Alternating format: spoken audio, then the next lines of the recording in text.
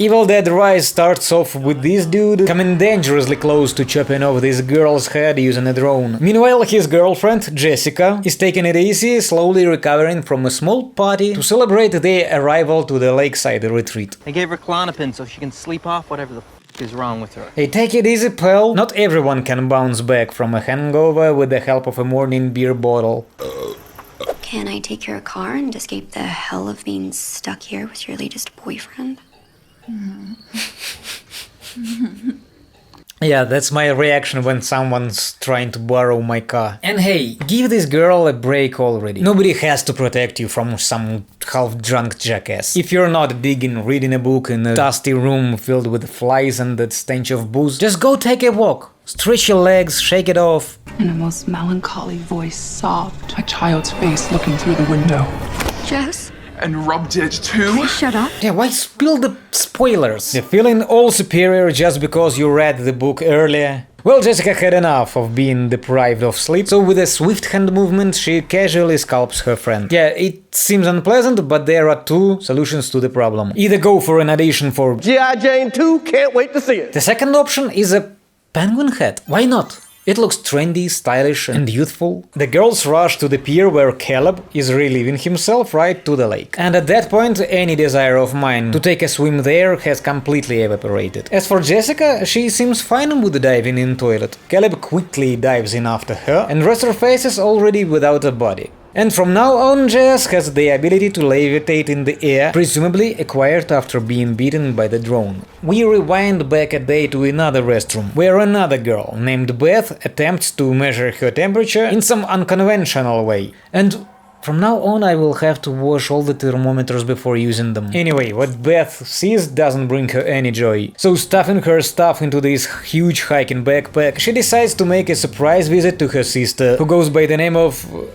I'm slowly starting to get tangled in characters here. This is Ellie, and she has 3 more kids. Danny, who enjoys tormenting vintage records. Cassie, who enjoys tormenting dolls. And Bridget, who enjoys tormenting Cassie.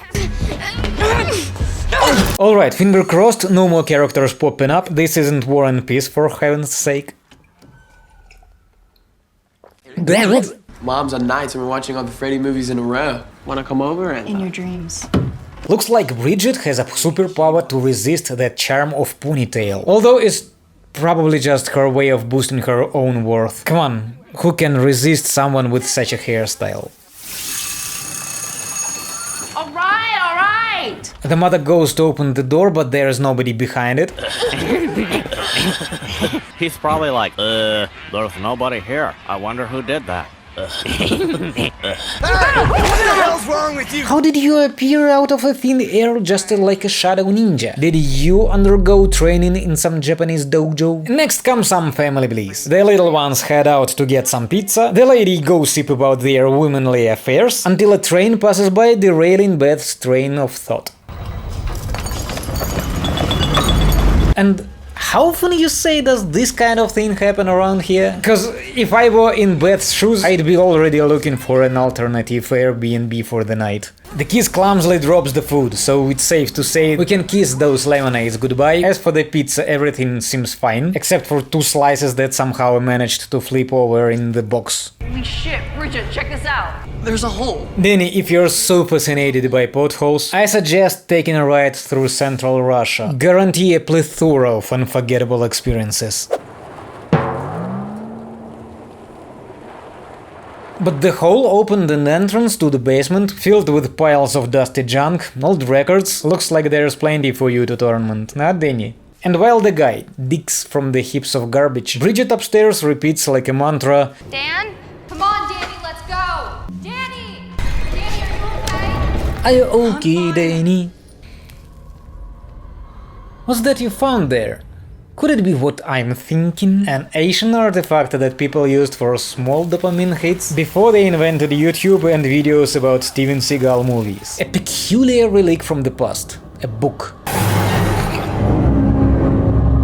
As the youth explores remnants of the past, Ellie is losing her mind from hunger, waiting for arrival of the pizza. The kids went to go get pizza and I can't get through on their cells. Can I borrow your car to go find them?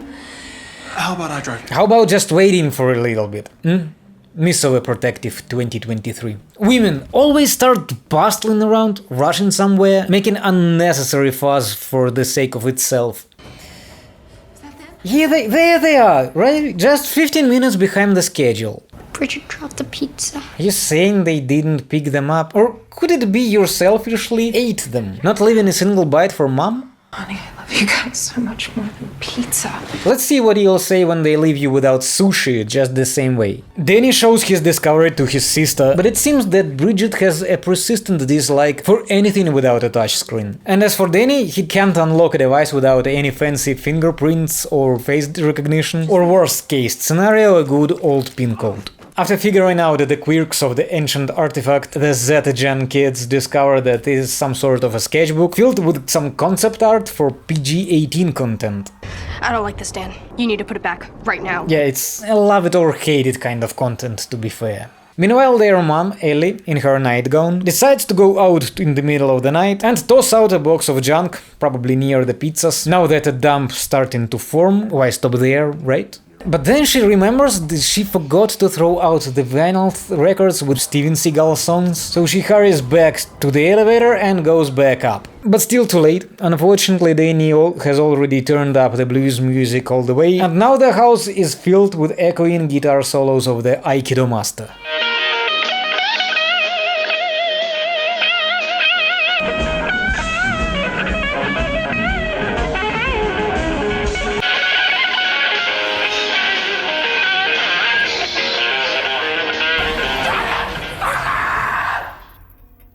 Suddenly, the lights in the apartment go out, while Danny pretends to know what he is doing, examining the electrical panel, and Bridget gathers and lights up every available candle. Ellie returns to the apartment, clearly quite drunk. Damn it, Ellie, you were gone for just 10 minutes. How did you manage to get so wasted? After Ellie clears her stomach, she passes out, and Beth and Danny grab her and drag her to...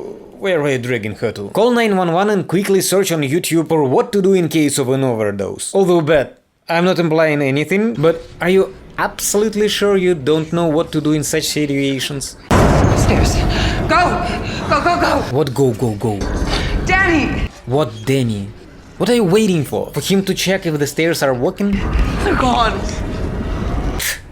As usual, at the most inconvenient moment. The funny thing is, when you don't need it, the staircase is right there. But the moment you consider your health and decide to take stairs, it magically disappears. And since there are no other option to go downstairs, they try to warm up the lifeless body by wrapping it in blankets.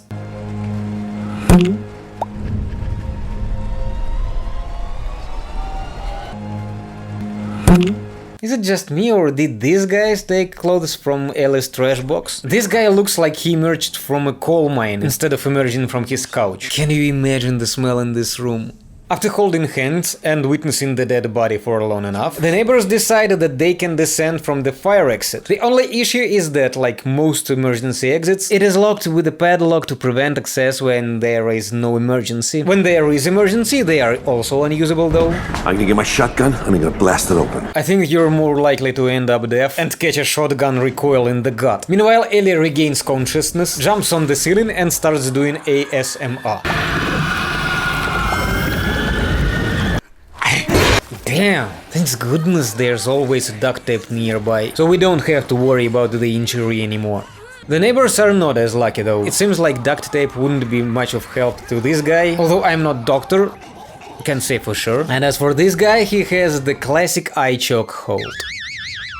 So that's the whole part of the neighborhood boys. I don't even have to check their names on IMDb. Don't you think Mom looks just like one of those pictures from that book? Not really. Answer me, Danny. This is your fault! Keep yelling at him. You'll end up looking just like those pictures yourself. What is this, Danny? It's a book, Beth. Hello? Are you one of them too? I thought she is 30 or something. While Beth and Danny admire the concept art, Bridget discovers a scratch on her cheek. It looks pretty bad. I recommend treating it as soon as possible. Yeah, I had that happen on my hand when I neglected to clean a little scratch once. Almost lost the finger and now I have a lifelong badass scar. Well, it didn't get that bad. They rushed me to the hospital right away. As everyone left the youngest sister by herself, she fearlessly went to investigate who was singing so beautiful behind the door. Mom? Ta, who did you expect to see? A monster that tore apart the neighbors? I was just feeling sad about me and your dad. We're getting back together. Guys, it looks like everything is fine. Ellie seems fine. Help Casey move the table so she could open the door. Oh, wait a minute. My apologies.